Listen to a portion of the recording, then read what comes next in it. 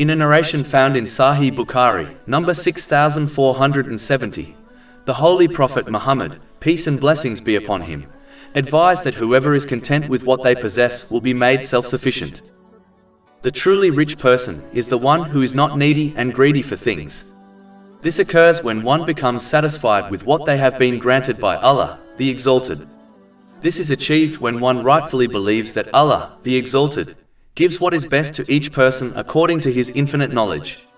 Chapter 2 Al-Baqarah, verse 216.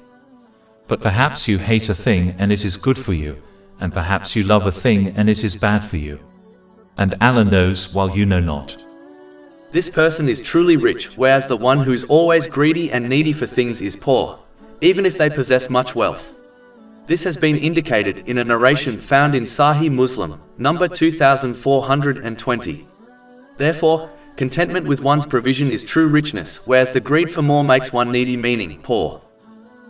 Over 400 free ebooks, audiobooks, infographics, podcasts and blogs available on our website, www.shaykhpod.com.